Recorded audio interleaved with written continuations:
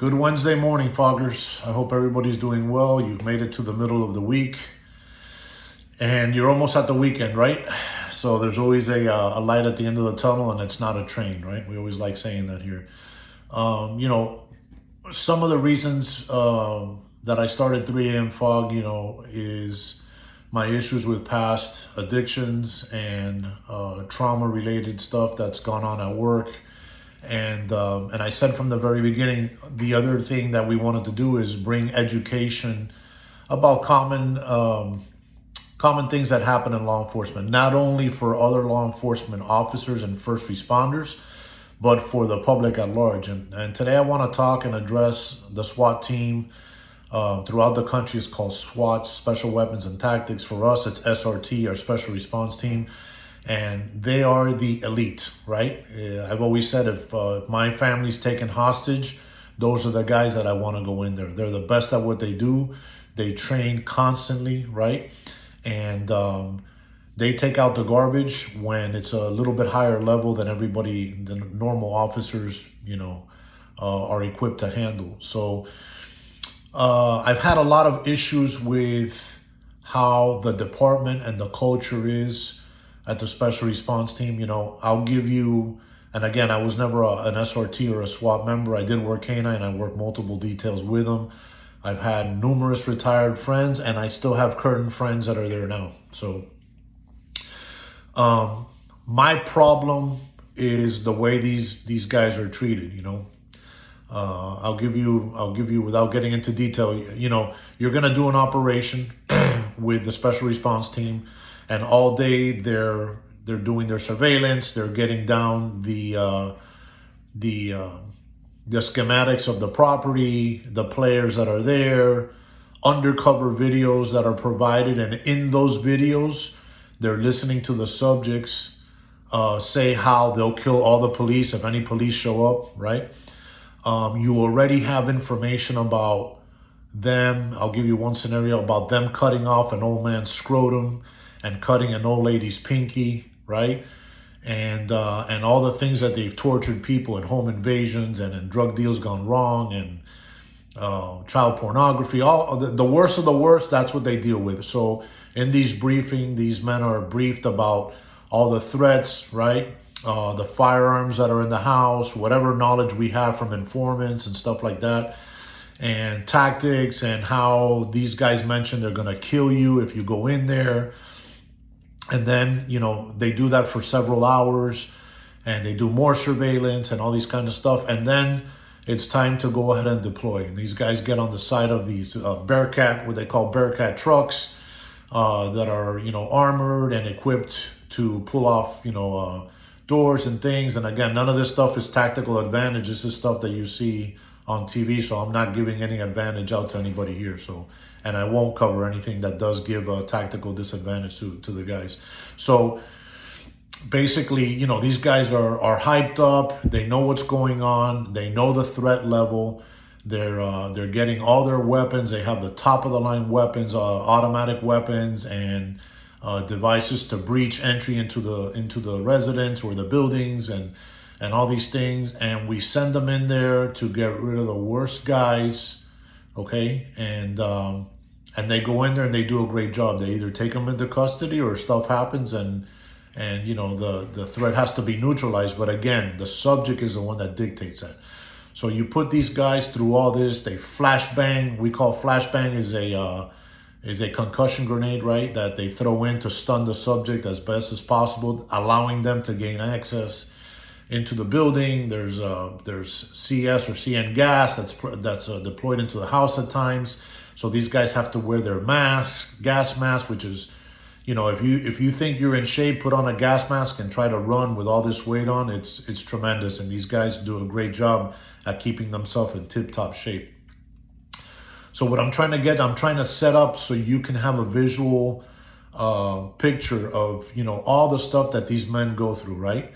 And then once they go in there and they have to do what they have to do, again, it could be taking the guy into custody or whatever, or as of recently, there's been numerous, murders and murder suicides and horrific scenes. I know that One of my old partners many years ago in a famous with a massacre that happened here, they had to hold a position for hours right next to cadavers and victims that were just pure carnage, right?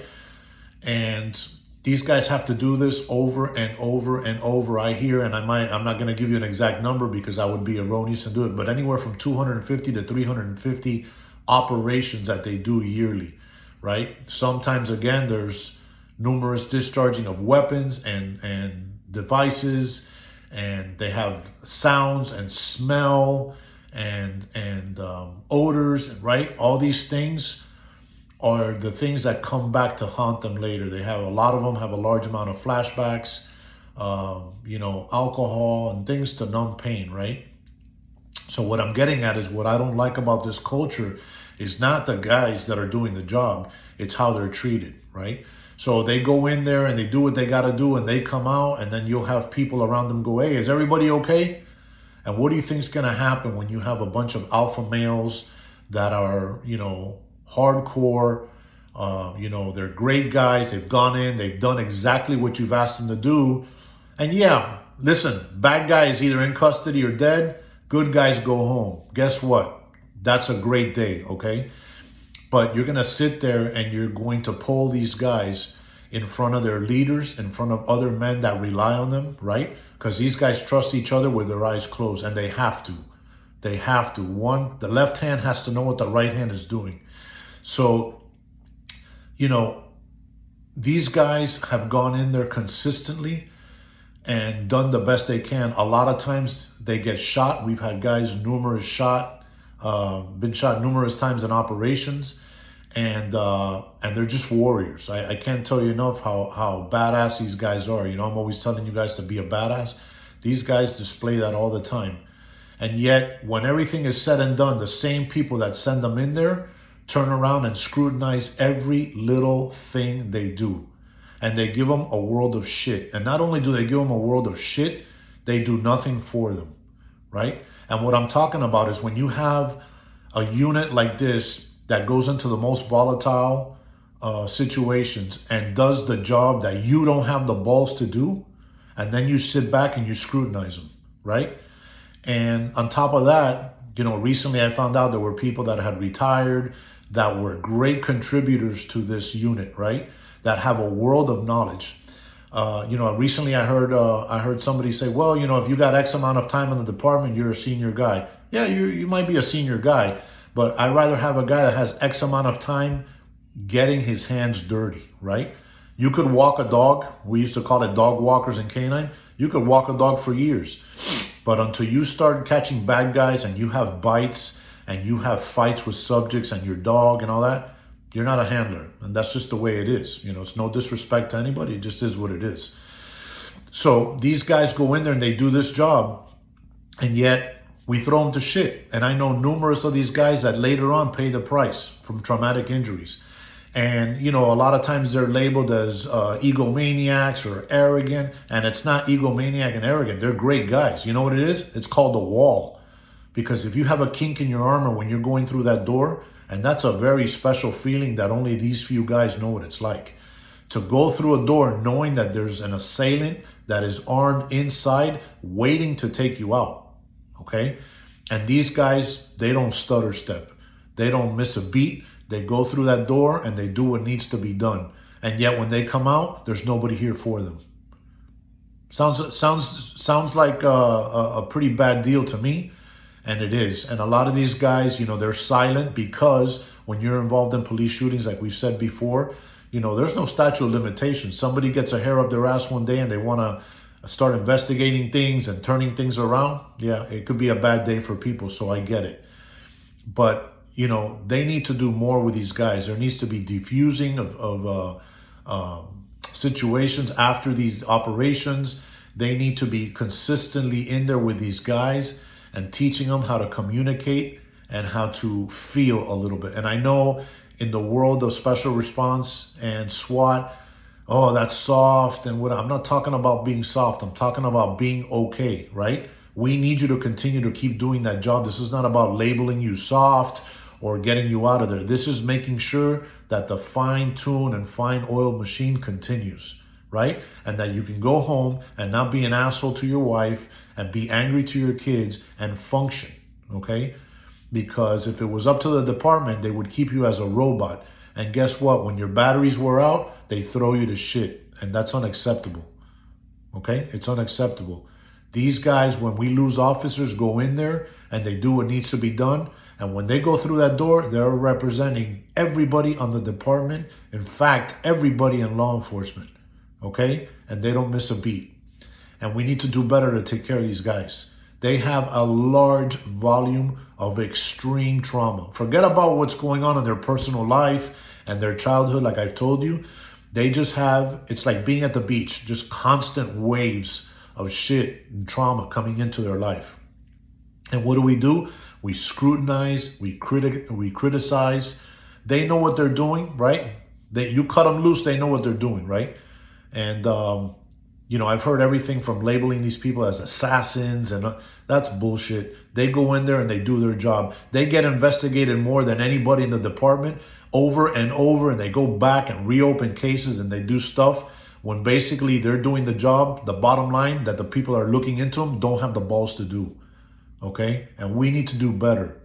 As a department, we need to do better for people in uniform, let alone these guys. So I want to tell all my current and retired guys out there, we have the utmost respect for you. We thank you for doing everything you do. We know that you suffer. You may not want to say it. I know. You're carrying a bag full of shit. I know that. I've spoken to many of them, like I said, current and retired. And, you know, a lot of them feel with me like they can let their guard down. And I appreciate that. And I'm humbled by that. But I know. You guys aren't going to be the exception, okay? And again, I always use Navy SEALs because everybody respects these guys. Navy SEALs go through shit, then you go through shit, okay? Nobody here is better than anybody, and nobody's exempt from trauma and shit. It's just talking about it. So I just want to relay that information to my SRT and my SWAT guys throughout the country, because everybody now is following us. And we love you, we respect you, we are grateful for the work that you've done. And we're here for you. And we understand you want to stay quiet because not everybody is a fan of you, and we get that. But just know that we're here and we're grateful. All right? All the SWAT guys. So with that, a grateful heart. We love you. Thank you. And nothing, man. If God allows me to, I'll be here tomorrow for you guys. All right? God bless you. 3 a.m. Fog.